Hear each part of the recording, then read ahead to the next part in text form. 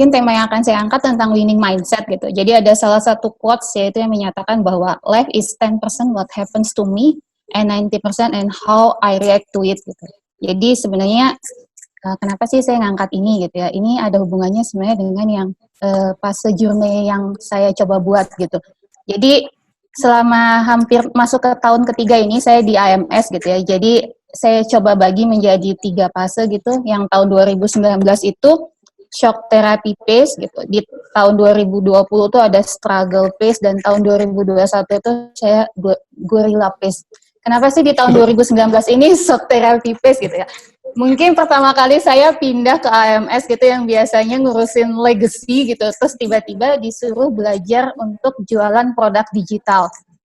Nah, untungnya di AMS ini Pak Fauzan memang ngasih kesempatannya untuk membentuk account team, Pak. Jadi memang itu sangat membantu banget. Jadi dalam 1 tahun ini ada 2 poin penting sebenarnya yang kami coba sasar gitu. Yang pertama, gimana cara cepatnya kami semua gitu belajar untuk produk digital. Jadi kami coba nyari-nyari, entah kami minta sharing dari teman-teman di support, entah kami minta sharing dari teman-teman di Telkom Group, sebenarnya produk Telkom yang untuk produk digital itu apa aja gitu. Sambil kita mencari new customer gitu. Jadi kalau di AMS itu, kita masuk ke sana pertama itu kita belum ada customer-nya siapa. Jadi kita harus nyari dulu. Bahkan sebenarnya mungkin bukan new customer gitu, bisa dibilang new buyer. Kenapa new buyer? Belum tentu orang itu akan repeat order gitu, karena emang pertama kali kita harus ketemu calon itu dan harus memperkenalkan produk digital gitu. Dan di tahun 2019 ini pun memang kalau bisa dilihat dari semua leads gitu, kita ada totalnya coba ngedeketin customer tuh di 155 customer, Pak Erik gitu. Jadi yang deal itu hampir seperempatnya dan rata-rata itu masih di SMS E2P. Di SMS E2P. Kemudian kita masuk di tahun 2020 ini gitu. 2020 ini di struggle phase ini ada sharing is caring gitu. Jadi di sini saya didukung sama Pak Fauzan, Bu Nur waktu itu masih di EAM, terus Pak Anton gitu ya. Mereka ngajak untuk kita sharing yuk ke semua orang gitu, ke beberapa misalkan kayak beberapa startup atau beberapa apapun gitu, sharing tentang produk digital ini gitu loh, biar memperkenalkan bahwa DWS ini punya produk digital dan siapa tahu kita bisa kolaborasi gitu. Dan kemudian yang kedua itu relationship for get new customer gitu.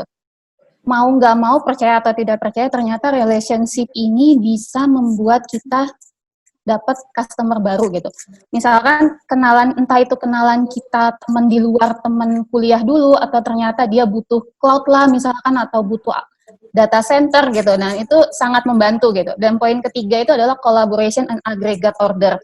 Di tahun 2020 ini kita tidak hanya mencoba untuk hanya jualan satu produk digital gitu. Gimana caranya satu customer itu bisa mengagregat ordernya, misalkan SMS E2P dia nambah juga ada kebutuhan untuk data center lah, untuk cloud lah gitu. Nah itu yang kita coba di tahun 2020 ini gitu. Nah kemudian apa sih yang rencana di tahun 2021 ini?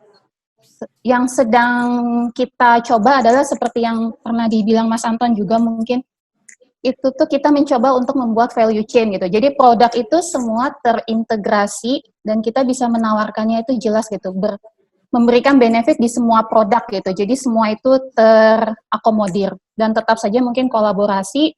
Dan yang ketiga adalah double side business. Jadi ada bisnis timbal balik antara kita dengan customer. Nah, yang kemudian selanjutnya ingin saya jelaskan di sini ini adalah journey untuk ketika kami coba untuk jualan produk digital bisnis gitu ya. Ada 7 journey di sini sampai closing, cuma mungkin memang kami coba mengawalnya itu sampai dia in service atau digunakan oleh pelanggan gitu. Kalau kita lihat di sini, ini total di 2020 sampai bulan ini itu ada 152 leads. Kita coba untuk melakukan pendekatan ke 152 customer gitu. Dan ternyata bottleneck yang paling terbesar itu yang pertama di leads atau prospek. Ternyata untuk menawarkan produk digital itu tidak bisa hanya satu kali, itu mungkin poin satunya. Kita harus berkali-kali ketemu orang itu sampai menemukan pain point-nya itu apa.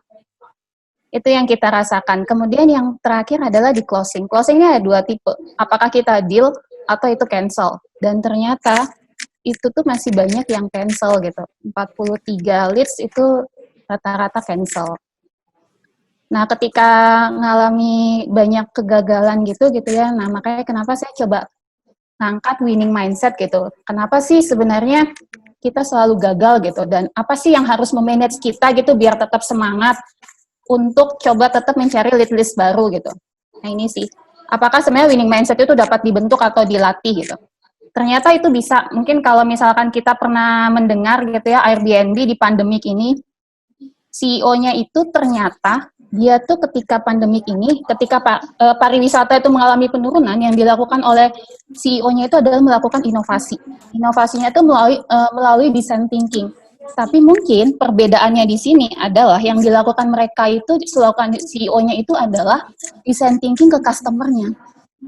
Jadi dia bisa melakukan design thinking ke customer-nya, kemudian customer-nya itu ngasih feedback, ternyata yang dibutuhkan para customer-nya itu adalah online experience gitu. Dan saat ini yang dilakukan Airbnb itu mengembangkan online experience, bisnis itu ternyata berkembang gitu di era pandemik ini gitu. Nah, apa sih yang pertama gitu ya untuk yang kita latih, yang kami coba selama 2 tahun ini gitu, kami coba untuk membangun winning mindset. Yang pertama build a vision gitu. Dari tahun 2019 mungkin Pak Fauzan sering bilang, saya tuh pengen gitu kalau orang-orang bilang dengar kata produk digital itu jualan produk digital pasti itu AMS gitu. Sebenarnya emang iya. Jadi mimpi kita itu di tahun 2019 yang pertama mungkin ya, mimpi kami gimana caranya produk ini bisa laku dan kita bisa dapat customer baru. Itu sih yang sebenarnya build a vision-nya kita di tahun 2019 gitu.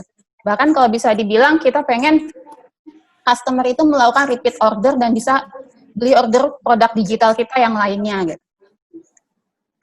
Yang kedua ini adalah risk sama dengan opportunity.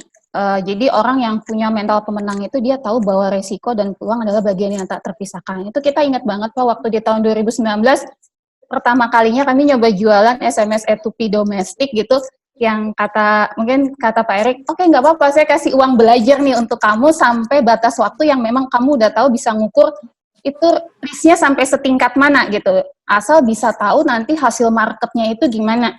Nah itu sebenarnya suatu pembelajaran buat kami yang luar biasa gitu. Saya jadi tahu bahwa oke, batasnya sampai segini, marketnya kita bisa tahu nih segede apa untuk market E2P ini gitu. Kemudian yang ketiga, never give up and be patient gitu. Jadi jangan pernah menyerah. Selama ini kami ketika ditolak, bahkan pernah mungkin waktu itu kita nyoba gitu ke Telkomsel pun sampai kayak untuk minta foto aja sampai ditinggal, dicuekin gitu. Tapi kembali lagi sih, never give up and be patient gitu. Kita lihat di tahun 2019, AMS itu jualannya masih memang fokusnya di SMS E2P domestik gitu ya, untuk bisnis digitalnya. Di 2020 ini kita udah nyoba untuk jualan cloud, untuk jualan video conference gitu. Udah mulai ada perkembangan penambahan sisi produk gitu. Ataupun untuk yang IoT-nya. Nah ini yang ngebuat kami yakin gitu ya, saya sendiri yakin bahwa oke, kita nyoba aja terus, jangan pernah menyerah gitu, sampai apa yang memang kita targetkan itu tercapai. Nah ini avoid toxic people, nah ini mungkin memang paling benar sih. Jadi ketika memang kami sering misalkan ketolak gitu ya, memang biasanya kita butuh di teman orang-orang di sekeliling kita yang memang bisa mendukung kita gitu, atau enggak minimal memberikan solusi lagi. Coba kalau misalkan diberikan solusi seperti A, B, C, D gitu, atau enggak solusi lain yang sifatnya memang bisa mendukung si customer yang udah nolak ini gitu. Nah, ketika avoid toxic people ini memang itu harus sih, jadi bisa ngebantu kita juga untuk meringankan rasa khawatir kita bahwa ya sebenarnya kita bisa mencapai target itu gitu. Yang terakhir, apa sih untuk winning mindset itu adalah play to learn gitu. Jadi kenapa kami tetap semangat untuk mencari lead list baru, karena memang setiap kegagalan atau penolakan yang dilakukan customer itu memberikan pelajaran buat kami gitu. Jadi semakin banyak kami menawarkan dan semakin banyak kami juga tahu sebenarnya pain point dari customer itu, semakin kita mulai paham gitu untuk menawarkan, untuk belajar dari kekurangan-kekurangan atau kegagalan-kegagalan sebelumnya gitu. Itu sih, jadi ya no one wins every time, but we can learn every time. Nah itu mungkin beberapa poin tentang bagaimana membangun winning mindset ketika kita nyoba jualan selama ini, tapi ternyata banyak penolakan dari para customer gitu. Nah itu, dan ini adalah beberapa suggestion for management gitu. Mungkin karena saya selama ini beberapa tahun terakhir mungkin di produk digital jualannya Pak, jadi yang pertama adalah BISPRO. bisnis proses untuk produk digital gitu.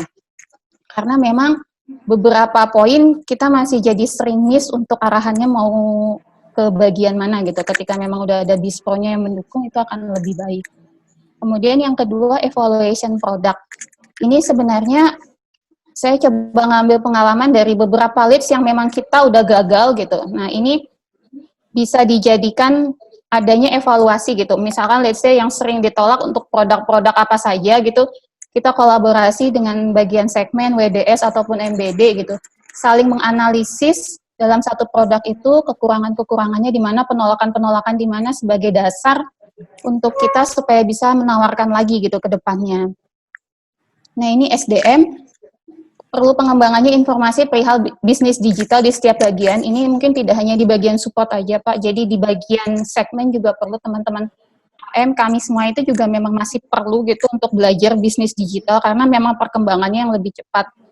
Karena kalau misalkan saat ini pun kondisinya ketika kami coba jualan cloud, ketika untuk detail sampai ke teknis-teknis itu alhamdulillahnya masih disupport oleh timnya Mbak Mita gitu. Jadi untungnya ada timnya Mbak Mita yang selalu mensupport.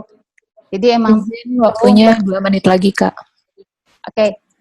Kemudian yang selanjutnya pre-sales. Jadi ini harapannya kami ada tim pre-sales gitu, Pak. Jadi perlu adanya untuk, jadi AM memang fokus untuk langsung ke penjualan, tapi di depannya ada pre-sales yang menyiapkan untuk terkait mungkin proposal ataupun solusi bisnis yang sudah tercover untuk langsung tiap ke customer. Mungkin itu, Pak, presentasi dari saya. Assalamualaikum warahmatullahi wabarakatuh.